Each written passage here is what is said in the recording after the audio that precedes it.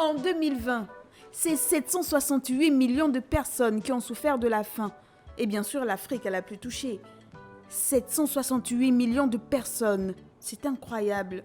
D'autant plus que nous vivons dans un monde d'abondance. Les chiffres sur le gaspillage alimentaire ont de quoi donner le tournis. Selon la FAO, un tiers des denrées alimentaires que l'on produit à destination de la consommation humaine chaque année est gaspillé. Un produit sur 3 est produit pour être jeté. Pas moins de 1,3 milliard de tonnes sont jetées chaque jour. Pas chaque année, pas chaque mois, chaque jour. Pas moins de 1,3 milliard de tonnes sont jetées. Et ce n'est pas fini. Toujours d'après l'agence onusienne, on produit aujourd'hui de la nourriture pour 12 milliards de personnes, alors que la planète compterait plus de 7 milliards d'êtres humains. Conclusion, de la nourriture, il y en a. Alors, pourquoi dans ce cas, une personne sur 7 dans le monde souffre de la faim? Sécheresse, inondations, conflits armés, tout cela contribue à aggraver une situation d'extrême vulnérabilité alimentaire. Mais ce ne sont pas les seuls facteurs explicatifs, admettons-le. En 2020, c'est 768 millions de personnes qui ont souffert de la faim. Et bien sûr, l'Afrique est la plus touchée. Ce n'est pas une nouveauté. On les cite très vite, ces pays africains rongés par la famine.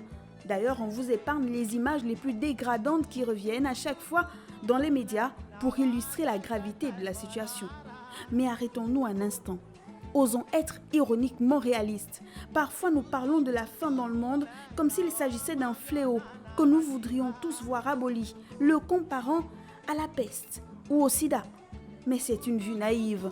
Nous empêche de comprendre les causes de la faim et les conditions qui la perpétuent. Pour un grand nombre de personnes, la faim a une valeur positive importante. Elle est nécessaire pour l'économie mondiale. Les gens qui ont faim sont les plus productifs, en particulier là où il y a une demande de main-d'œuvre.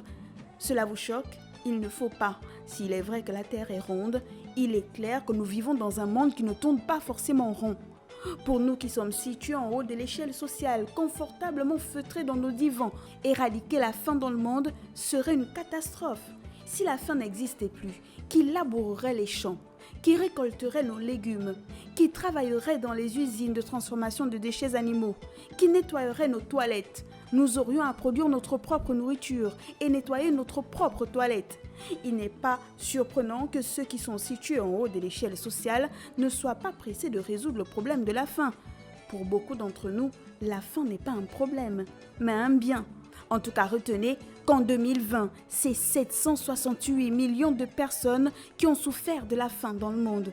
Et bien sûr, l'Afrique est la plus touchée. Alors, question, pourrait-on condamner ceux qui soutiennent que les causes de la faim sont politiques? À qui profite la faim dans le monde? La mobilisation face à la Covid-19 que l'on a pu voir en un temps record est la preuve peut-être que tout est question de volonté politique.